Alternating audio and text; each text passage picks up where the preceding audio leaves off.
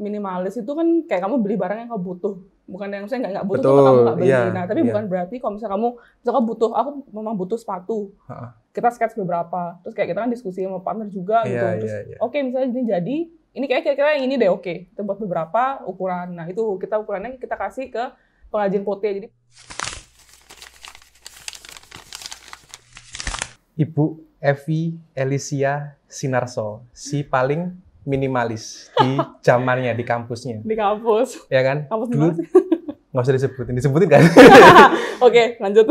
Dulu kita itu senior ya, berarti kamu seniorku kan dulu. Ya, Ya. Sampai sekarang juga tetap senior, tapi yang paling identik sama Bu Evi dulu itu adalah, entah penilaianku benar atau salah ya, tapi Bu Evi dulu tuh memang orangnya minimalis. Kenapa aku menilai demikian? Soalnya memang gaya desainnya itu yang range jaraknya itu jauh, ya kan?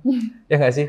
Yang kerningnya white space, terus kerningnya juga jauh, terus biasanya warnanya tuh pastel-pastel, ya nggak sih?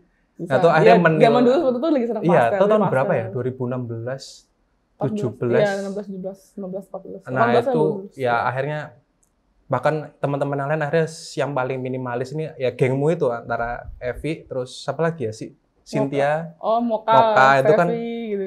panutan kiblat. Aku sebenarnya nggak tahu minimalis itu kayak gimana gitu kan, karena memang aku dulu di SMK sama kuliah tuh beda jauh. Di SMK dulu sifatnya desainnya tuh sangat ekspresif gitu loh. Seniman kan juga dulu, seniman. Jadi ketika aku masuk ke kampus tadi itu kok tiba-tiba gini ya? Berarti penyesuaiannya banyak juga berarti. Penyesuaiannya banyak banget ya. Jadi aku tuh ngelihat satu-satu karena di Google itu nggak ada. Aku cari, bahkan dulu aku sempat cari desain minimalis itu seperti apa. Nggak nyambung aku. Akhirnya mau nggak mau aku observasi sendiri desainmu, desainnya Micul, Moka, Cynthia dan lain-lain. Itu kayak gimana? Steffi juga kalau nggak salah. Iya, Steffi. Ternyata yang aku lihat jarak antara jarak antara font itu jauh biasanya. Satunya di sini, ya kan? Terus bisa, menggunakan white space. White space itu apa aja ya? White space itu kayak space antara, kan bisa kan dalam suatu desain kan ada kayak head tulisannya gimana. Nah itu. Jadi kayak memang nggak terlalu banyak numpuk gitu loh. Jadi kayak minimalis, kayak grafiknya juga minimalis, terus font yang dipilih juga bukan font yang belibet gitu, yang kayak lebih simpel-simpel biasanya aja gitu. Makainya tuh kalau nggak yang sans serif biasanya ya. Iya, sans serif. Biasanya kalau serif pun tapi yang bener-bener tipis banget ya kan itu. Jadi Bu Evi itu punya identikal sendiri di kampus bahwa dia adalah yang paling minimalis, si paling minimalis ya kan. Dan biasanya itu ketebak sama dandanannya juga. Ya kan, dandanannya sama kaosan gitu. Tipe lagunya. Iya, tapi biasanya kalau anak desain tuh nggak kaosan aja, bisa pakai jaket ya kan, pakai topi, harus ada aksesoris. Tapi kalau aku lihat Bu Evi itu kok gini tok ya. Anak desain kan biasanya banyak aksesoris kan, Bu Evi kok gini aja. Apakah itu juga ada pengaruhnya juga berarti ya? Berarti minimalis itu secara visual ya kalau kita ngomong ya. Karena memang ada gaya hidup yang minimalis yang mana dia nggak beli barang banyak, ya kan? Kamu gitu juga nggak? Enggak ya, berarti cuman istilahnya visualnya aja ya. Tapi mungkin kalau misalnya untuk dalam kehidupan mungkin minimalis di beberapa hal. Kalau misalnya contohnya misalnya saya sempat kayak denger podcast itu sih kan, hidup minimalis tuh kayak gimana. Jadi minimalis itu kan kayak kamu beli barang yang kamu butuh, bukan yang saya nggak butuh tuh kamu nggak beli. Nah, tapi bukan berarti kalau misalnya kamu aku memang butuh sepatu, bukan berarti udah aku cuma punya satu udah tak pakai itu terus. Enggak. Kalau misalnya kamu senang sepatu dan kamu merasa oh ya sepatu ini aku pakai juga aku bisa untuk ketemu orang-orang, misalnya mungkin juga dipakai terus, bukan disimpan. Jadi kan ada sesuatu kegunaan. Nah itu kamu bisa kayak spend money kamu tuh di situ, bukan gitu. Secara fungsi ya. Jadi kalau butuh beli gitu ya, kalau nggak butuh nggak usah beli. Cuma kalau misalnya kayak anggapannya apa kita butuh ya skincare apa, kalau misalnya emang masih ada udah pakai sampai habis beli. Kalau misalnya emang ada mirip-mirip kan buat apa? Jadi ya kamu harus yang diminimalisnya di situ. Minimalisnya di situ. Tapi kalau kamu kan secara visual gitu ya, tampaknya minimalis. Terus aku bahkan dulu tahun 2020 iseng-iseng bikin karya. Sebenarnya bukan gambar kamu itu sebenarnya. Cuman kok ada ketahuan gitu loh. Jadi kan aku bikin tipikal anak minimalis tahun 2016 ya kan, terus tak kasih ciri-cirinya. Saya pernah lihat seperti itu. Pernah, iya. Itu sebenarnya aku nyari referensinya ya salah satunya memang dari gengmu itu kan. Terus anak-anak lain aku inget-inget kayaknya dulu dia nggak pakai jam. Terus celananya tuh kayaknya nggak celana yang stretch yang ketat banget, tapi sifatnya yang longgar-longgar gitu kan. Terus aku bikinlah karya tak upload. Pertama kali yang komen siapa? Cynthia. Ya kan, Cynthia komen, apakah ini Evi? Terus kamu langsung komen bawahnya atau keluar semua. Ada. Itu karena emang apa ya, identik sekali gitu. Saking identiknya sampai kayaknya dulu nggak pernah bawa tas ya dulu tuh ya. Bawa tas lah. Hah? Tas tote bag biasanya. Tas tote bag kan, tapi istilahnya cuma buat laptop masuk satu gitu kan. Iya, kertas. Terus paling nggak pakai cincin, terus pakai jam tangan gitu kan, jam tangan pakai. Iya, jam tangan. Pokoknya ketahuan banget lah kalau minimalis. Kaosnya hitam, putih, abu gitu. Iya, kaosnya paling pastel krem, abu-abu gitu kan. Coklat. Mereknya pasti udah ketahuan lah mereknya apa gitu. Apa ya dulu, Giordano dulu. Nggak sebut ya. Oke, ya udah. Nggak apa-apa. Zara juga paling ya kayak gitu-gitu lah, polos-polos. Dan akhirnya aku apa ya, kalau aku tuh kalau udah kadung suka sama satu hal, aku pengen mempelajari hal itu, aku beneran jadi geek gitu loh. Jadi akhirnya aku pas itu tugas-tugasmu yang ketinggalan, pasti kan ada tugas di kelas ketinggalan, tak liatin. Ini gimana sih minimalis ini larinya, ya kan? Akhirnya aku berkesimpulan, oh jarang ada gambar. Adapun gambarnya cuma satu, tapi sifatnya dia focal point banget gitu loh. Sisanya cuma tulisan gitu kan, dan itu jauh-jauh banget tulisannya. Akhirnya mulai tahun 2016 ya katamu tuh penyesuaian baru bisa tuh tahun 2017 baru bisa. Jadi ada waktu setahun untuk aku explore bahwa namanya desain minimalis itu cukup susah gitu loh. Buat aku yang dulu sifatnya yang apa ya, sebelum tuh maksimalis mungkin ya, yang banyak gambar gitu ya. Jadi butuh waktu setahun, dan akhirnya saking minimalisnya Bu Evi ini nggak cuma dari stylenya aja, akhirnya dia menurunkan identik gayanya ini ke bisnisnya. Salah satunya punya beberapa bisnis ya, jadi Bu Evi ini ya. Jadi ada apa? Tambang, nikel, enggak ya? Itu lagi sebut. Apa namanya tadi? Studio foto namanya apa tadi? NIR ya. NIR sama yang terakhir ini ya. Keramik dan pot vas. Ini namanya apa sih? Ini termasuk perabotan rumah nggak sih? Masuk perabotan rumah, betul. Oke. Home decor gitu. Home decor. Oke. Tapi sebelum kita jalan ke sini, aku pengen tahu mengenai NIR Studio tadi itu. Mungkin kita bahas dua bisnismu itu aja ya. Jadi NIR itu bergerak di bidang apa? Kita lebih ke foto video sama art direction gitu, buat lebih ke styling.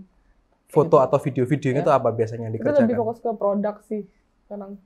Dari dulu. Video produk itu kayak gimana? Video produk, jadi biasanya yang kita kan kita tuh kayak misalnya dia mau launching produk, entah skincare apa, kita buat video campaign-nya gitu. Kayak misalnya kayak dia mau kayak gini, kayak gitu tertentu foto. Itu yang hitungan detik nggak sih biasanya? Kayak 30-40 detik. Jarang kan 2 menit gitu? Iya, jarang. Biasanya tuh kalau misalnya produk doang ya paling 15 detik gitu ya? Kita sama model itu bisa lah sampai semenit. Tapi ya, kalau misalnya lama-lama juga agak bosen kan. Jadi paling 30 Itu biasanya main vertical video nggak sih gitu itu? Sekarang kalau misalnya vertikal tuh ya untuk di Reels itu sekarang pakai Reels gitu ya? Sekarang kan lagi gempar banget kan. Aku mau buat Reels. Jadi ya kita kebanyakan berarti pakai vertical video. Kalau yang horizontal jarang nggak sih? Apa ada? Horizontal ada, tapi biasanya mereka di perlu gitu ya untuk di website itu. Itu video. Terus untuk yang foto biasanya apa ini? Produk sama apa wedding juga? Wedding nggak ya, sejujurnya sempat ditawarin beberapa teman. Ada peluang gitu ya? Belum, masih pengen fokus ke produk dulu lah. Kecuali kalau misalnya teman minta tolong di fotoin engagement, ya kadang ya udah pernah beberapa kali juga fotoin. Tapi sekarang fokusnya ke produk dulu. Ada 2 bisnis. Yang pertama tadi ini, yang kedua yang pertama adalah foto studio. Di mana tempatnya sekarang? Masih sama. Boleh sebut nih? Nggak apa-apa. Di Surabaya. Surabaya. Ya kalau misalkan di Citraland. Di Citraland. Ya aku pernah. Nggak pernah ke sana sih aku. Belum pernah. Yang pernah cuma kayaknya. Iya. Anak-anak bawah. Enggak, pokoknya aku tuh main ke tempatnya si Jauh. Oh iya, kita sebelahan. Iya, habis aku nelpon kamu kan. Cek kamu ada di sini enggak ada kan. Oh iya. Ingat nggak? 2021. Tapi udah pindah mereka. Itu kayak dari foto. Sekarang jadi tempat studio foto aja, tempatnya si Jauh. Jadi cuma beda beberapa ruko gitu. Oke. Terus ini yang menarik, bagaimana kamu memasukkan idealismu tadi yang berupa minimalis, apa identikmu tadi yang berupa minimalis ke dalam produk-produk ini. Ya, namanya kalau boleh tahu apa ini namanya? Nama produknya apa? Brandnya apa namanya? Namanya Pote Studio. Pote Studio apa itu? Artinya adalah? Jadi cerita sedikit. Pote ini kan saya berdua partner saya kan. Partner kerja saya tuh ada di Magelang, bukan? Oh bukan. Oke. Terus? Di Muntilan, Magelang. Jadi ini produksinya semua di Magelang. Oke. Soalnya memang di sana juga source-nya kan lebih gampang dicari kan. Kalau misalnya kayak saya memang Jogja itu kan pengrajin gitu. Oke. Terus waktu itu bingung mau jualan apa ya gitu. terus mau jualan makanan kan takut kayak kan gampang basi dan lain-lain. Terus Betul. Kebetulan teman saya nyeletuk jualan pot aja gimana kayak misalnya home decor gitu. Iya. Kita termasuk gerabah nggak sih namanya? Gerabah ya. Kita ada satu lagi sih yang bentuknya gerabah tuh tanah liat kan, tapi nggak bawa. Gitu. Terus habis itu sempet kayak skeptis kan, jualan pot emang ada yang beli gitu. Emang ada yang beli. Soalnya saya pun waktu itu nggak suka bercocok tanam, jadi kayak nggak kepake gitu, kayak buat apa sih pot gitu. Tapi anyway, udah coba aja lah gitu, coba. Akhirnya, udah namanya apa? Udah pot putih. Pot. Oh dari pot. Dari pot. Tapi kalau emang aku perhatikan ya, rata-rata bisnis dari alumni kampus kita itu pasti ada E-nya huruf akhirnya. Contoh. Salah satunya ini, pote ya kan. Ada lagi cuman nggak tak sebutin nanti aja lah. Nanti aja, oke. Karena pasti ada. Contoh ya kayak Vivere. Oh, Vivere itu foto kan? Aku nggak tahu, aku cuman seingetku itu aja. Iya. Misalkan contoh ya, pasti ada E-nya belakangnya itu. Entah kenapa ya, mungkin lebih kelihatan elegan atau itu ya. Mungkin kalau aku naruh kan kayak misalkan art zaman dulu kayak barok kan barok kue. Nah, mungkin mereka pingin ngambil kesan elegannya dari sana mungkin zaman Renaissance gitu ya. Kalau tak lihatin mereka rata-rata ada E-nya semua di akhirnya gitu kan. Iya, waktu itu kita tuh sempat mikir cari yang kayak namanya catchy aja yang gampang diingat. Contoh. Ya udah pote jadinya. Oh kayak gitu. Pote, jadi satu-satunya langsung diambil gitu. Ya udah pote. Buat Instagram email masih nggak ada nih nama. Pote udah kita klaim aja gitu. Terus ini kalau boleh tahu cara produksinya gimana? Misalkan alurnya aja ya, workflow-nya. Misalkan dari sketch sampai jadi seperti ini tuh kayak gimana alurnya? Jadi biasa itu kita, jadi ini sebenarnya barang baru sih. Dulu pote kan memang fokusnya kan ke kayak vas-vas, pot-pot gitu. Oh, cuma gitu. Semenjak diangkat dong biar tahu. Ya. Kelihatan nggak? Kelihatan lah. Gitu. Cuma sekarang kebetulan cerita lagi pas pandemi itu rame. Jadi pas pandemi gara-gara orang banyak di rumah, WFH jadi banyak dekor rumah kan. Jadi benar-benar waktu itu bener-bener kita tuh waktu 2020. Ini kan 2018. Oke. Terus habis itu udah gara-gara sekarang mungkin orang udah back to work ya, udah kerja, udah kantoran, jadi nggak perlu lagi. Pengaruh. Jadi kita sekarang ya baru buat kayak lebih ke tableware, kayak gelas buat minum. Oh, jadi sebelumnya itu adalah ya, vas gitu ya untuk menghias rumah, tapi seiring berjalannya waktu ya ada fase adaptasi lah ya supaya betul. Bisa masuk ke market juga. Oke, jadi itu adalah namanya kenapa pote ambil dari pot ya. Iya, betul. Kalau namanya gelas berarti gimana namanya? Gelas. Tapi di sini asik loh, belakangnya ada pote ini di emboss nggak sih? Kok bisa dicap gitu? Dicap gitu ya. Sorry. Ya. Kita belum tahu tadi caranya gimana produksi. Mau ngomong. Iya, sorry, terus lanjut. Jadi pertama kali itu kita tentuin dulu kan, misalnya kayak koleksi mau buat kayak gimana. Misalnya, kayak koleksi ini mungkin mau yang lebih rounded kayak gini gitu. Terus kayak finishingnya mau yang gini-gini. Nah, kita tentuin dulu mood board lah yang depannya kayak patokannya mau gimana. Gambar-gambar. Nah, terus kita mau gambar rounded. Ya udah kita cari inspirasi. Terus inspirasi ya entah dari platform yang biasa kalian cari inspirasi atau kayak dari bilang aja Pinterest gitu. Nanti kalau disebutnya kayak dari barang-barang sekitar juga. Kadang misalnya lagi jalan kemana lihat kalau ini kayak display ini lucu. Nah, itu kadang tak foto juga. Terus kita ya dari situ kita adaptasi kayak kita sketch beberapa. Terus kayak kita kan diskusi sama partner juga gitu. Terus oke, misalnya ini jadi ini kayak kira-kira yang ini deh, oke. Kita buat beberapa ukuran. Nah, itu ukurannya kita kasih ke pengrajin pote. Jadi pote itu ada workshop sendiri juga. Ada workshop, tapi di Muntilan ya? Di Muntilan, betul. Di gudangnya partner saya itu. Gudangnya partner, oke. Jadi itu adalah workflow-nya mulai dari sketsa. Karena aku lihat pasti di TikTok-nya. Oh iya. Ya kan? Jadi ternyata dimulai dari sketsa dulu dan akhirnya diproduksi sendiri di Muntilan, terus didistribusikan di mana? Di kota sini apa sana juga? Di sana. Jadi kirim semua dari sana. Di sini itu cuma saya bagian ya marketing brand. Penjualan di sini. Penjualan kirimnya tetap dari Muntilan. Di sini berarti cuma barangnya kirim ke saya foto dan buat materi marketing gitu, branding. Berarti yang dikirim di Surabaya ini cuman istilahnya contoh-contohnya gitu aja ya, pengiriman semua dari sana ya. Oke. Tapi di Muntilan sendiri ada marketnya nggak? Biasanya sih. Apa di sini rata-rata di sini? Rata-rata paling banyak kita di Jakarta sih. Di Jakarta justru ya. Jakarta, Bandung, Surabaya tuh rame. Bali, Jogja nggak terlalu. Oke, nah. So Jogja itu kalau misalnya memang kalau dari price point memang di Jogja tuh kan lebih murah.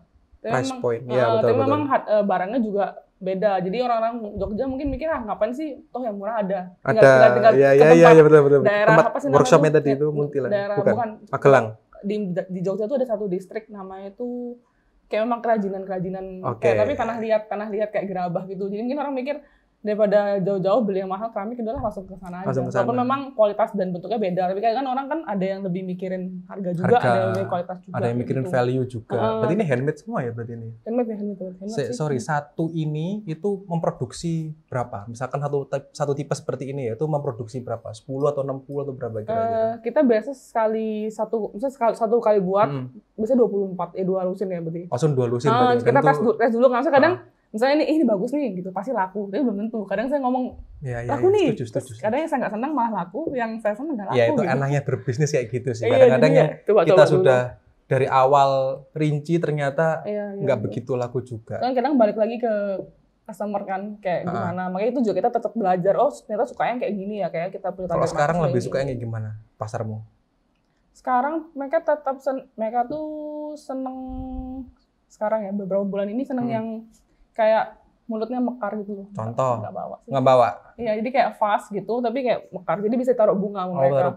Jadi dia kayak bisa beli bunga terus ditaruh-taruh gitu. Terus kan kalau ini kan kadang ya ditaruh doang sih. Iya. Tapi ini permukaannya beda ya, ada yang mulus, ada yang sifatnya doff. Iya. Jadi kita ada finishingnya yang ini kan ini. Nah ini bisa jelasin finishingnya gimana? Kalau finishingnya tuh ada 2. Sebenarnya banyak sih, cuma yang di pote itu ada glossy sama doff. Yang glossy seperti ini. Oke. Mengkilat ya, mengkilat. Kalau yang doff, cuma ini aja ya doff ini. Ini apa ini? Termasuk apa ini? Mangkok. Ini. Ya tahu mangkok maksudnya. ini termasuk matte sih. Matte. Iya, berarti bukan doff, bukan glossy tapi matte. Ini matte. Jadi kayak matte itu digrasir, tapi kan nggak sekinclong ini kan, kayak kelihatan. Gitu. Kalau ini ya, ini tuh nggak digrasir, jadi benar-benar dari tanah gitu. Di tanah liat semua berarti ini ya? Tanah keramik ya, tanah keramik ya. Habis dibakar gitu ya? Ya, jadi bakarnya pun 2 kali prosesnya. Jadi bakar biskuit dulu namanya. Kalau udah jadi biskuit itu ya bisa dibuat dari tanah liat. Kan dibuat dari tanah. Biskuit. Oke, terus? Jadi udah jadi, dikeringin, dibakar sebelum digrasir. So kalau misalnya langsung digrasir pasti basah kan, jadi dia kayak merayap gitu. Jadi harus dibakar dulu biar keras, baru digrasir, baru dibakar lagi terus jadi. Tahu detail ya kamu ya. Oke. Ya, pekerjaan. Kamu juga pernah ikut bikin gini? Pernah dong. Kan beberapa kali ngambil kelas juga. Pantesan tahu detail. Sekarang kalau main ke Muntilan ada workshop kan, ada workshop bapak-bapaknya. Jadi kayak kadang ikut kan ada oven, kita kan bakarnya pakai oven. Pakai oven juga ya. Gitu. Jadi harus mengerti. Terus gini, yang menarik adalah penilaianku ya. Ini tuh kan sifatnya kalau salah koreksi ya. Kalau salah koreksi. Ini kan niche market atau segmented market ya kan. Artinya bukan kebutuhan primer, bukan kebutuhan sekunder juga. Itu tersier. Coba di show ini, Mas Adrian bisa di show semuanya. Nah, ini kan kebutuhan tersier. Terus untuk memasarkannya itu bagaimana? Dan yang beli ini siapa aja sih? Kamu kan yang bilang, kamu bilang ini kan rame-rame. Nah, itu yang beli kira-kira siapa aja? Penasaran aja sih aku. Jadi lucunya itu pertama-tama pas kita jualan pote 2018 itu kan yang kita launching benar-benar pot. Jadi pot itu udah nggak ada bawah, udah habis. Jadi kayak potnya itu kayak pot dari batu-batu, dari teraso. Teraso tuh kayak teraso kan yang bintik-bintik itu. Nah itu tuh awalnya memang kita kan cuma fokusnya ya udah paling bisa dipakai, ini bisa dipakai sama orangnya senang tanaman. Nah kayak gitu kan. Nah tapi ternyata itu bisa dipakai sama floris untuk jadi kayak arrangement, misalnya kayak kamu ulang tahun nih, atau mama kamu ulang tahun, atau papa kamu ulang tahun, kayak ya aku mau kasih arrangement bunga, tapi kan biasanya kan di buket, bosen itu pengennya di vas gitu, dan itu sebagai pot kita. Kebetulan waktu itu karena desain pot kita juga minimalis dan misalnya ya puji Tuhan cantik gitu loh untuk dipakai dengan bunga. Nah jadi waktu itu kayak mikir bisa kali akhirnya, terus akhirnya kita kasih ke beberapa floris gitu, dan kita sempat tembus satu floris yang terkenal di Jakarta gitulah, dan dia senang barang kita. Jadi dari situ jadi rame, orang-orang pada lihat nih, ini apa sih, pote itu apa kayak gitu. Nah dari situ akhirnya kita develop produk lagi, keluarin yang kayak vas-vas gini yang untuk memang ditaruh di rak kayak gitu. Itu sih. Jadi banyaknya sih yang beli itu ya kayak floris, terus ibu-ibu muda. Jadi juga. Memang segmented sekali ya? Iya, memang bukan dia sih. Dan segmented, dan apalagi gitu tuh, hobi ya gitu kan, semua orang nggak suka mengenai tanaman, tapi akhirnya ada. Jadi ini kenapa makanya podcast ini tuh aku selalu ngundang orang-orang yang dia tuh jualannya sifatnya niche market. Cuman dia memiliki sales yang tinggi, itu kan harus kita telusuri gimana caranya bisa sales seperti ternyata dia istilahnya secara tidak langsung, secara natural mungkin ya, itu kerjasama, memiliki kolaborasi kerjasama dengan influencer di bidang florist gitu ya. Oke. Selain itu ada lagi nggak, selain florist ada lagi nggak? Terus, nah dari situ juga kayak ya kita sama partner saya belajar kayak ternyata Sama kayaknya siapa? sama partner saya si Andre, partner Pote. Maksudnya kayak kita terus belajar mungkin orang-orang lebih senang kalau barang itu bisa dipakai nggak cuma jadi vas doang atau jadi pot doang ya. Jadi kita membuat beberapa desain. Jadi ya kayak gini misalnya. Terdevelop lah. Ini kan ya kamu jadi gelas tuh benar bisa. Untuk minum tuh safe juga, food grade kan. Kamu mau jadiin tempat taruh garam juga bisa. Aman berarti ya? Aman, kamu tempat garam misalnya, atau tempat rempah tuh bisa, atau cuma misalnya tempat jewelry kamu tuh bisa apa-apa gitu. Jadi dari situ juga sih namanya kita jualan kan dari 2018 ya, kita pasti harus tahu juga ya, misalnya customer maunya apa, customer suka kayak gimana sih, kita juga pasti dapat minta masukan kayak ada masukan nggak Kak kayak untuk barangnya gimana kayak gitu. Itu juga sih. Jadi berarti juga melibatkan para istilahnya customer untuk termasuk mendevelop produk ini, itu harus ya berarti ya? Soalnya kadang kan jualan kan nggak bisa cuma kita mau apa satu arah gitu ya, harus kayak dua arah benar. Jadi kita harus tahu juga customer lagi butuh apa sih sekarang kayak gitu. Itu sih kadang bisa membantu gimana bisnis kita juga berkembang kayak gitu. Oke, berarti itu kan perorangan. Tapi kalau nggak salah, kalau aku seingatku ya, kamu juga masukin ke kafe-kafe juga. Iya, kita sempat masukin di Surabaya tuh, kalau aku boleh mention Ore nggak sih, di Carpentier. Ore jadi kita ada sistem konsinyasi juga. Gitu. Soalnya kan waktu itu brand kita kan kebetulan di Jakarta tuh lebih naik dibanding Surabaya, dan gitu. Orang Surabaya kadang mikir kayak ini teman-teman ya kayak jualan pot buat apa sih gitu, pas buat apa kayak gitu. Di Surabaya itu orangnya mendang-mending, daripada beli ini mending itu mendang-mending. Kayak aduh nggak buat apa sih beli pot gitu. Jadi akhirnya kita coba-cobalah cara masukin pasar Surabaya gimana. Gitu. Akhirnya gimana? Akhirnya kita coba consignment itu di Ore. Ini di Ore kan? Nggak apa-apa, itu nggak apa-apa, aman. Sebut ya itu. Jadi kita consignment di Ore. Selain di Ore di mana lagi? Sempat lupa namanya sih. Dulu tuh ada di jalan apa ya? Ya udahlah pokoknya itulah. Iya, dulu tuh ada kayak Demier enggak? Demier Cafe. Demier Cafe ya. Terus Demier nggak sih itu? Bukan. Oh, bukan ya? Oke, terus. Daerah dekatnya Cisadane itulah, daerah tengah itu juga. Daerah tengah itu berarti.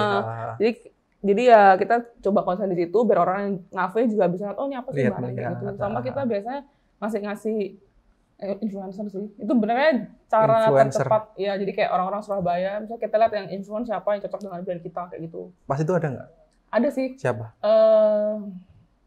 Dia di bidang apa itu? Jadi dia tuh influencer gitu, tapi dia tuh baru merit ngisi rumah. Cocok. Nah, kita kasih terus kita kayak chat gitu, congrats gitu lah. Karena dia kebetulan senang, dia ngambil barang kita beberapa kita kasih gitu. Waktu itu free juga sih. Terus aku yang penasaran tuh approach-nya si Pote ini ke kafe-kafe tuh gimana?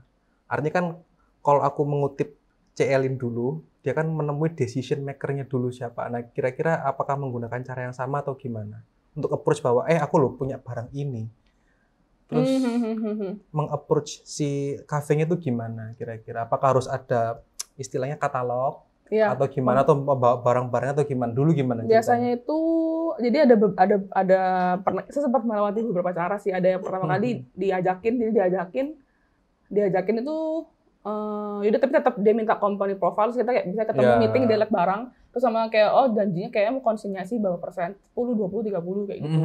Terus kita cek juga nanti barang kamu bakal ditaruh di kaki ini kayak gini gitu sih biasanya. Tapi memang butuhnya sih disiapin katalog, company profile juga sih, itu sih. Dan menemui decision maker-nya tadi itu. Apalagi kalau misalnya saya approach ke kafenya, biasanya kita nge-email kan, halo Kak. Iya, cara gimana? Maksudnya gimana tuh? Kalau Ore kan memang barangnya kan tetap banyak konsinyasinya. Kita kayak waktu itu approach, halo. Caranya gimana nih kalau mau join gitu ya? Kak, ini saya ada barang ini, kita base dari sini, kita fokusnya di sini, kita rasa barang kita cocok dengan persona kafe kamu gitu. Kan ini kan juga kalau nggak mungkin saya masukin ke kafe yang temanya neon-neon itu kan nggak masuk kan. Jadi kayak gitu. Terus apakah ada slot sih gitu. Terus ada di brief, oh ya kita ada, bisa ketemu dulu, terus kita ada konsen gini-gini. Akhirnya baru ketemu gitu. Oke, jadi itu adalah approach-nya itu berarti B2B ya, business to business ya jatuhnya ya. Betul. Oke. Gitu. Kadang kita tawarin juga kayak kalau misalnya butuh mungkin coaster atau apa, kita bisa custom. Jadi coaster bisa ya? Coaster bisa. Sempet tuh itu, tapi kita di Jogja sih. Asik sekali. Ada yang custom gitu. Juga. Oke, terus untuk apa ya, awareness-nya di Pote ini bagaimana? Maksudnya biar publik tahu. Oke, misalkan Instagram udah pasti lah ya, terus influencer sudah oke. Terus ada lagi nggak yang sifatnya itu dia offline? Ikut market gitu biasanya. Ikut market? Sama kemarin kalau nggak salah kamu itu ikut workshop, bikin workshop sih. Oh iya, benar, jadi workshop. Makasih lo diingetin. Jadi workshop, terus ada kita ikut market juga workshop. Ikut market. Itu pengaruh nggak sih sama penjualan gitu? Market itu sama offline ikut sih. Soalnya kan kadang gini, misalnya kan di market kan ada banyak macam brand kan. Misalnya kayak aku mau ke misalnya ngomong keramik kan, yang jualan keramik kayak gini nggak cuma satu kan. Iya, betul. Jadi di satu market tuh biasanya ada beberapa lah, 5 atau 6 gitu. Kadang tuh ya deket-deketan. Nah, kadang sebelah-sebelahan gitu. Terus kadang misalnya nih si klien A, aku mau nyari brand si A, mau nyari brand A, terus dia malah lihat loh kok lucu Pote gitu. Jadi bisa kayak gitu juga kadang. Jadi kayak gitu anggapannya membuka buat pasar-pasar orang-orang baru gitu. Terus kayak di follow, Kak tadi gue lihat barang kamu lucu kayak gitu-gitu. Dari market sih biasanya. Oke, dari market tuh maksudnya kayak exhibition gitu ya? Iya, kayak jualan. Kayak pameran gitu ya? Kayak pameran bisa, atau jualan juga yang kayak bisa 3 hari. Yang kayak terus gitu. Ini kamu taruh di itu nggak sih? Kayak e-commerce gitu? Iya, e-commerce. Itu juga taruh juga ya? Itu wajib. Harus guys. Itu harus ya, e-commerce ya? Gitu sih, sama workshop sih. Tapi activation kita bisa pakai via workshop. Jadi kita approach florist juga, atau waktu itu pernah di Jakarta sama orang yang suka tanaman gitu. Jadi workshop cara nanam, ngerawat tanaman. Kamu kesana juga apa? Itu sempet nggak bisa berhalangan. Jadi ya cuma laporan online gitu. Kalau yang di Surabaya biasa datang sih. Jadi kayak arrangement bunga. Kemarin di mana kok tempatnya bagus banget itu? Sempat kayak industrial gitu kan tempatnya. Sempat di Kana. Di mana? Kana Furniture di HR. Oh, HR. Terus di Kenjeran juga seperti. Jadi itu adalah aktivasinya lewat satu market sama yang apalagi tadi workshop ya. Workshop tuh somehow enak sih, kayak soalnya kalau misalnya offline tuh orang bisa lihat kan, kayak consignment, workshop, terus sama apa namanya tuh market, jadi kan bisa lihat, bisa megang. Kadang tuh kayak banyak yang chat kayak, Kak ada workshop offline nggak? Aku bisa datang nggak? Gitu. Cuma kita kan posisi itu ya sampai sekarang sih, maksudnya kan based online, jadi based online. Gitu. Okay. Jadi lebih enak. Baru berapa kali workshop? Kayaknya baru kemarin deh. Workshop kita 3 kali kayaknya. Tahun ini apa sama? Tahun lalu. Kan pandemi nggak ada. Pandemi oke. Terus ya kayak 3 kali deh. Terus value yang ditawarkan yang membuat ini beda sama produk-produk lain itu apa yang dimiliki oleh Pote ini? Yang jualan saya nggak sana. Yang bedain apa? Kita tuh inspirasinya ya dari, ya misalnya kita jadi coba ngebrand gini ya. Aku udah tulis loh padahal. Apa terus saya? Yang bikin beda tuh ya kita lebih nyari ke sisi desain dan kualitasnya sih. Kita nyari memang kita dari awal maunya yang minimalis, yang basic juga, yang nggak aneh-aneh. Jadi kayak kamu you can put it everywhere, cocok juga. Jadi masuk gitu. Terus kamu kasih kado juga temen. Ya bisa gitu, kayak cocok aja. Terus habis itu saya juga buat barang tuh biasanya multifungsi, jadi nggak cuma buat satu itu aja ya. Kayak gitu. Kayak yang tadi saya bilang kan, kayak misalnya yang ini bisa jadi gelas apapun itu. Jadi macam-macam ya. Macam-macam sih. Oke, menarik. Terus yang aku mau ingin tanyakan itu adalah selain aktivasinya, terus untuk after sales-nya tuh kira-kira kamu kasih lagi nggak, misalkan untuk orang yang suka beli produkmu, mungkin akhir tahun kamu kasih free atau apa gitu, ada treatment kayak gitu nggak sih? Ada, jadi sempat misalnya kita kan ada customer base juga, misalnya kok paling sering beli siapa, misalnya Akbar paling sering beli ya atau apa. Misalnya ada barang baru nih, misalnya misalnya kamu kayak florist ya contohnya, dia tuh cari barang kayak ini misalnya. Terus dia sering kan untuk arrangement, misalnya dia dalam setahun bisa beli, mungkin dia beli 20 atau apa. Nah itu biasanya kalau barangnya di stok lagi, kan kita bisa. Makanya itu penting, kenapa kamu harus catat customer base kamu juga, soalnya kalau misalnya dari stok nih, kayak kamu langsung hubungin, kayak kita ada produk baru nih. Iya, kita ada produk mirip kayak gini, kamu tertarik nggak? Misalnya kayak belum launching, kita bisa kasih kamu gitu, ngomong nggak? Oh ya kadang dia senang, aku bisa dapat pertama nih, kayak gitu. Kayak whitelist-nya gitu ya? Kayak gitu, terus misalnya kayak akhirnya top spend, misalnya kayak dalam tahun ini paling yang suka beli si Akbar, Evi, dan misalnya Elin, siapa gitu, kita bisa saya sempat kasih kado. Oh iya. Kita dulu sempat buat kalender, kita kasih juga, kadang nggak kasih hampers kayak misalnya ada barang khusus gitu, kita bisa kirimin kayak token thank you buat kamu udah apresiasi juga, lah ya bahwa gitu. kamu sudah sebagai pelanggan tetap gitu ya. Gitu. Ini ya kamu kasih nomor series gitu, nomor series. Enggak, cuma misalkan 1/24 kan gitu kan. Jadi kayak misalkan orang-orang pembeli pertamamu tuh, aku dapat seri yang pertama dari 24 gitu. Lucu ya idenya. Lucu nggak sih? Bisa. Tapi memungkinkan nggak kayak gitu? Memungkinkan, tapi kan bisa ini lah ya. Bisa, tapi apa yang harus ditulis? Manual, ya kan So, kan handmade kan gitu tambah. Iya, benar sih handmade. Bisa meningkatkan value kalau bahasa marketingan gitu kan. Betul. Jadi 1/24. Itu sih barang, oh ya harusnya tak bawain. Jadi kita tuh juga ada barang yang benar-benar handmade yang kayak finishingnya tuh kayak handmade banget gitu loh. Yang kayak jadi ada bekas tangan gitu, kayak gitu. Nah itu tuh masih raw gitu ya. Tuh juga orang-orang seneng. Jadi kita ya. Gitu. Surprisingly. Kok seneng kenapa? Karena unik gitu ya. Iya, karena enggak. Terus bentuknya juga unik gitu loh. Berarti kayak itu bentuknya kayak gitu.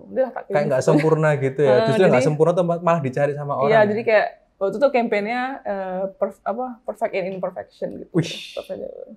Tapi kamu nggak pengen bikin itu tak? Yang sifatnya one on one, maksudnya cuma satu itu aja gitu, terus di bid dilelang. Pernah gitu ya. Jadi kita kadang kan, sekali. tapi kita buat yang kayak gitu biasanya yang gede gitu. Oh gede. Biasanya kita jual akhir tahun. Terus responnya market gimana kayak gitu? Ketika ada one on one, terus sifatnya dilelang juga apa gimana? Waktu itu belum sempat lelang sih, cuma kita jual gitu.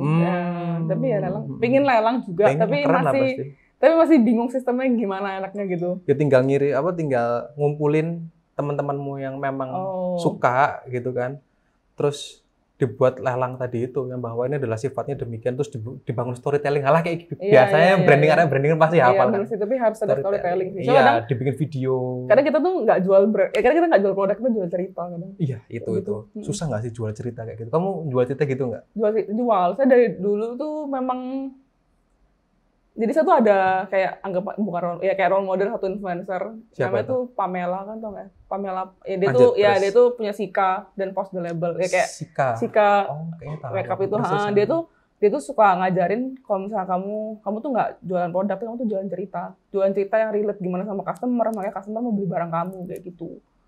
Kayak misalnya dulu, misalnya kayak waktu itu saya jual pote, ya cerita aja kayak sebagai orang yang tinggal sendiri atau apa, misalnya kayak kadang tuh pingin kayak punya sesuatu yang motivasi bisa dipakai ini gitu kayak gitu. Terus kayak orang-orang ya bener ya gitu. Jadi kayak ya itu di Instagram sih, kita tuh aktif cerita ke customer balesin, kita harus balas juga. Itu yang kadang build relationship ke mereka, jadi mereka ada trust, aku bisa nih kayak emang barangnya bagus, aku mau pakai barangmu kayak gitu.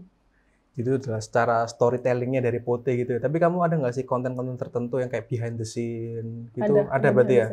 Itu aku baru belajar kemarin, namanya konten pilar loh itu namanya. Iya. Iya, aku baru, dan itu konten pilar tuh ya baru muncul akhir-akhir belakangan inilah. Jadi sifatnya memang ada yang untuk meningkatkan engagement, ada yang untuk meningkatkan awareness. Jadi kan bergantung apa yang mau dipilih gitu kan. Iya, kamu bagi. Ya, ada yang sifatnya entertain, ya kan? Ada yang sifatnya edukasi. Tapi kalau kamu apa biasanya? Waktu itu kita tuh biasanya awalnya tuh untuk entertain dan engagement sih. Cuma sekarang itu lebih pingin sempat ada edukasi juga. Misalnya kayak dulu sempat lah masukin konten edukasi ke Pote, misalnya kayak cara merawat tanaman itu bunga. Itu sempat saya kan relate juga kan. Kita sempat masukin, terus sempat masuk. Nah, satu hal yang menurut saya lumayan unik waktu yang pernah Pote lakukan itu, kita buat playlist lagu gitu. Playlist lagu di Spotify. Jadi playlist lagu itu zaman-zaman Covid sih tapi. Jadi kayak playlist lagu, list of lagu yang ya kita buat kayak ya kamu bisa enjoy di rumah during works gitu ya. Atau kamu kerja atau lagi kamu ngapain lagu chill-chill gitu. Itu sempat naik banget sih waktu itu, kayak orang-orang sempat naik gara-gara itu sih. Kayak orang merasa relate gitu soalnya ya. Soalnya kan kayak gampang diraih juga, Spotify aku punya udah gitu. Jadi kayak gimana ya, kayak jadi kayak kadang top of mind tuh Pote, soalnya kayak kita bisa masuk di aspek itu kayak gitu. Kalau boleh tahu lagu-lagu anak minimalis ini apa aja sih? Kalau 2016 itu kan paling Love ya kan, LANY, Lani itu, terus apa aku nggak tahu bacanya Hon atau Hone. Ya itu kan tahun 2016 banget ya. Dulu naik banget ya hits banget, kayak semua dengerin itu. Kayaknya udah bisa menerka lah kalau anak model kayak gini pasti playlistnya kalau nggak LANY, Lani, terus FKJ dan lain-lain. Tapi kalau sekarang gimana? Pengaruh ada musik-musik indie gitu masuk playlist nggak akhirnya? Masuk dong. Masuk dong. Apa? Soalnya playlistmu apa sekarang? Playlist yang dari Indonesia dan itu indie menurutmu? Playlist indie Indonesia. Indie itu mesti independen ya, bukan Indonesia ya? Oh iya, maksudnya playlist Indonesia. Maksudnya bukan, playlist indie. Indie itu contohnya Efek Rumah Kaca deh, contoh. Iya, nggak tadi senengnya kamu bilang playlist indie Indonesia. Bukan. Indie yang Indonesia. Oh, indie Indonesia, iya. Abang, ada nggak? Ya, Efek Rumah Kaca enak sih. Efek Rumah Kaca. Jadi bikin ini sambil denger Efek Rumah Kaca. Tapi kadang lagu tuh membantu mood loh. Setuju. Betul. Seorang Evi dengerin Efek Rumah Kaca ini baru tahu sih. Unik sih ini. Saya tuh dengerin banyak lagu lah. Tapi emang gitu. Yang kayak top hits tuh jarang saya denger. Iya. Gitu. Jadi istilahnya bisa bikin orang relate sama kita itu salah satunya lewat musik tadi itu ya, bikin playlist gitu ya. Saya juga sempat waktu itu. Apa itu? Gara-gara COVID kan banyak nganggur gitu. Ya, tapi one thing yang saya bersyukur pas COVID itu kita tuh benar bisa explore banyak di bisnis gitu loh. Ya. Walaupun COVID juga. Nah, waktu itu sempat buat kayak painting kit gitu. Iya, painting kit. Jadi painting kit itu tapi isinya tuh barangnya Pote gitu. Kayak contoh. Misalnya waktu itu saya keluarin Pote Resort Collection. Jadi memang produknya tuh inspired itu dari kayak resort pantai-pantai itulah warnanya. Jadi sifatnya recycle gitu apa gimana? Enggak, cuma kayak bentuknya sama kayak finishingnya gitu. Sama kita ceritain gitu. Terus habis itu finishingnya kayak ada kayak pasiran gitu. Jadi kayak kayak gitu-gitulah. Teksturnya atau surface-nya itu ada pasir-pasiran gitu. Nah, itu kita buat painting kit. Jadi kayak satu frame ya isinya kayak kamu lagi di pantai gitu. Terus kayak ada potnya, terus ada kayak itu juga rame, orang-orang pada kayak beli. Soalnya kan ada orang yang nggak suka pot, tapi dia suka ngepainting, jadi dia bisa beli painting gitu.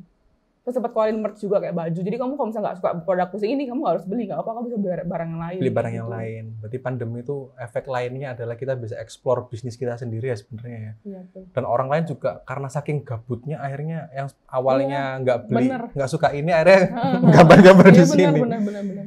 Itu di sisi lain dari pandemi meskipun kemarin kayak gitu ya. Terus selama perjalanan berarti 2018 sampai sekarang ini ya, berarti 5 tahunan lah ya. Itu ada nggak sih kesulitan-kesulitan yang dihadapi sama Pote? Ada dong pasti. Contoh. Yang paling sulit. Top 3 paling sulit.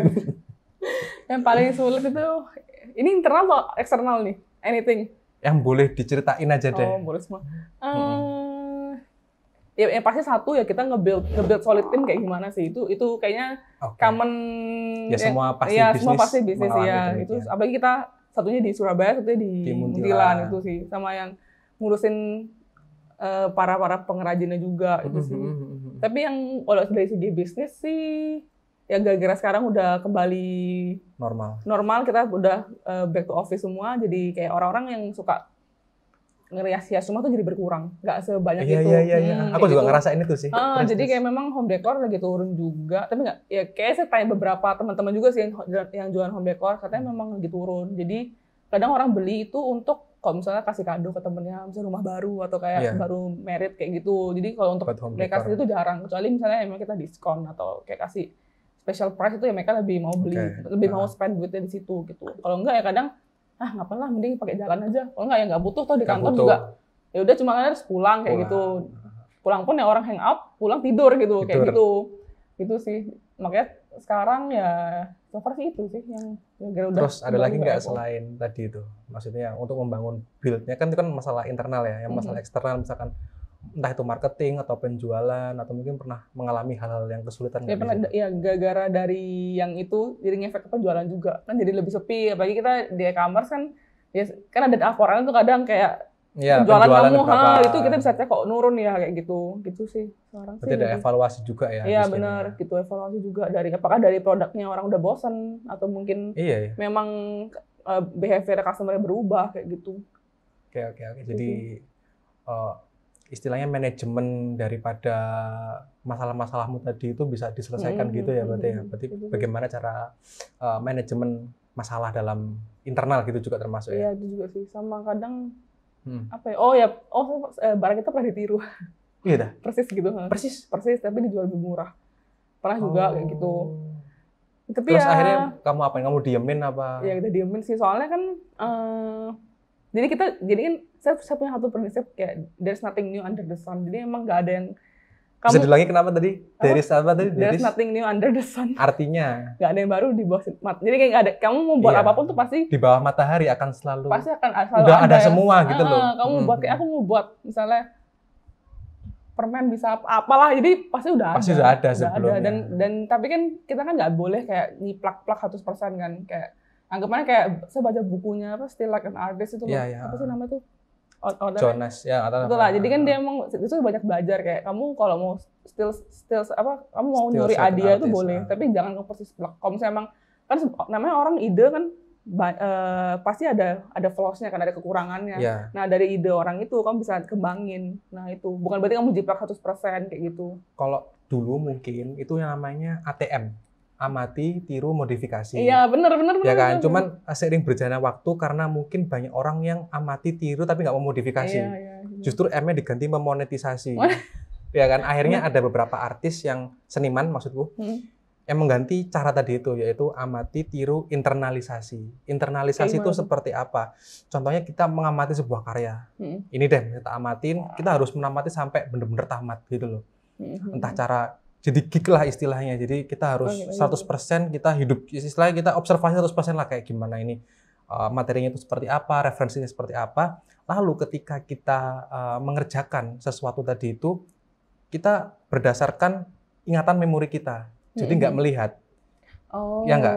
Paham nggak? Paham. Jadi ketika kita berkarya, itu benda ini nggak di samping kita. Kita menggunakan memori yang kita observe tadi itu untuk apa? Untuk meningkatkan improvisasi. Jadi yang dicari kan sebenarnya improvisasi tadi itu. Jadi amati, tiru, internalisasi. Aku lupa siapa artis yang bilang tadi itu. Kalau teman-teman tahu mungkin bisa di-mention ya. Jadi itu adalah sifat internalisasi. Oke. Ada lagi yang mau disampaikan yang mungkin aku nggak tanyakan tapi Bu Evi ingin menyampaikan. Ada nggak kira-kira? Ya intinya sebelum penutup ini belum penutup loh ya. Ada lagi nggak? Intinya jangan pernah meniru lah. Soalnya saya pun barang ini kan nggak mungkin kayak tiba-tiba pengen buat kayak gini, enggak. Pasti kan kayak ada referensi. Ada referensi kan, tapi ya kan inspirasi bisa datang dari sekeliling. Nah, dari situ misalnya kayak aku lihat barang ini nih. Kayak digabung kayak gini lucu deh. Coba sih di sketch gitu. Makanya butuh kenapa brainstorming juga penting. Soalnya kan kadang amit-amit ya kalau kita diklaim kayak niru terus itu kan ya berabe juga kayak gitu. Tapi waktu itu yang brand yang niru Pote itu ya kita ya udahlah, misalnya kayak ya malas ribut juga, dijual lebih murah kan ya agak nyesek sih, tapi ya udahlah ada rezeki masing-masing. Gitu. Makanya kenapa kita harus bedain juga, soalnya kadang kalau misalnya kita mau jualan based on produk kan ya pasti banyak kebarin kan wajar kan, apalagi kamu mau banting-bantingan harga juga. Iya. Ya mau sampai kapan masih kita mau rugi kan nggak mungkin. Makanya dari satu sisi kita juga kayak servisnya gitu kita lebih nonjolin, misalnya kamu beli pot nih beli pot, kita udah packing bagus, tapi kan kadang kita packing bagus udah kasih stiker fragile, kadang sama dibuanting. Ya udahlah, tapi kadang kan kita ya nggak bisa di luar kuasa kita juga. Kalau sampai kamu pecah, kita bakal ganti full. Begitu ya? Berarti termasuk treatment atau apa ya? Pelayanan terhadap customer gitu ya? Gitu sih. Terus terakhir aku mau tanya, kok ini boleh di-spill nggak sih kira-kira range harganya berapa sampai berapa? Boleh. Iya, berapa ini aku pegang ini berapa kira-kira? Itu 170 kayak. 170. Iya. Bahan dasarnya tadi tanah liat, tanah keramik, terus eksekusinya dengan apa ini? Jadi ini, iya, jadi luarnya doff, nggak diglasir, kayak dari tanah itu dibakar jadi kayak gini, dalamnya tapi diglasir. Jadi kayak halus anti dalamnya air. Ya? Jadi kamu kalau misalnya kasih air nggak bakal rembes, jadi untuk bunga bisa. Oke, satu ini berarti 170 nih harganya. Di check out sekalian nanti. Di Kanjeng Kuning. Nggak ada, udah. Ini, kalau yang ini berapaan? Itu sejujurnya masih baru guys. Jadi baru. Kalian yang lihat di sini ini pertama kali tak tunjukkan sekali. Baru. Belum launching itu. Yang ini yang mau launching paling depan. Ya, ini berapa nih? Kayaknya kalau gelas kayak 200-an kayaknya. 200-an. Lebih buat ini yang lebih kompleks juga kan. Sama kan hitung glasir juga. Kalau glasir warna memang HPP lebih mahal. Sorry, tadi yang mana yang lebih kompleks? Ini kayak buat kayak gini. Buat lingkaran ini kayak meskipun kita sederhana tapi lebih kompleks ya. Iya, susah kan attach-nya gitu. Aku juga pernah sih bikin kayak gini memang susah. Oke. Terus ini nih, mangkok ini.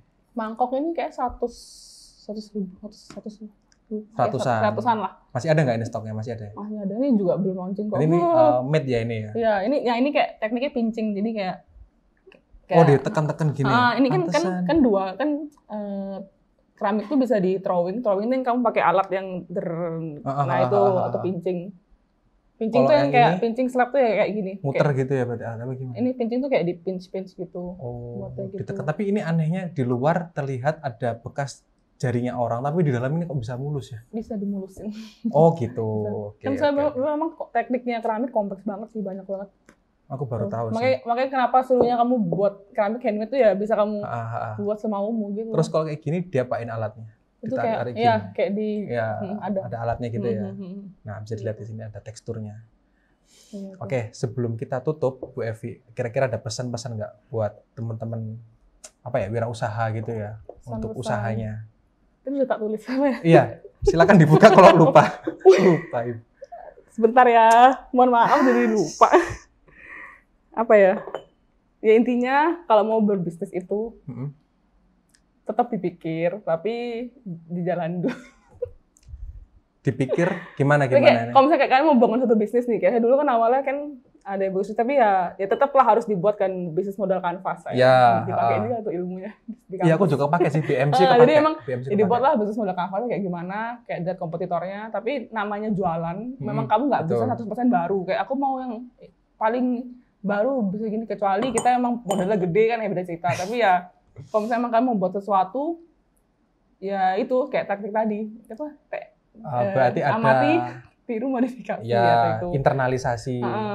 Gitu sih. Sama mungkin kalian bisa, ya kayak tadi storytelling tadi juga bisa dipakai. Jadi gimana biar customer tuh bisa relate ke kamu, kenapa kok harus beli barang kamu sih gitu, kayak gitu. Terus sama kasih service ke mereka juga, gimana biar treatment after sales-nya itu juga penting ya ternyata. Misalnya kayak dia ulang tahun nih, misalnya kamu bisa collect datanya mereka ulang tahun bulan ini, misalnya mau chat, Kak, aku kasih kamu diskon ya dalam bulan ini kamu kok purchase segini, atau mungkin misalnya ada keterlambatan, keterlambatan pengiriman. Soalnya kita tuh sekecil keterlambatan kirim pun kalian kita tuh bisa kasih diskon. Gitu. Berarti kalau misalkan udah dibayar berarti apa? Dikembalikan. Buat next purchase gitu. Next purchase. Kak, sorry banget misalnya kayak ada miss apa untuk ini kita buat ke depannya gitu. Detail ya, cukup detail. Soalnya kan memang gimana pun kita pingin customer kan balik lagi kan. Betul.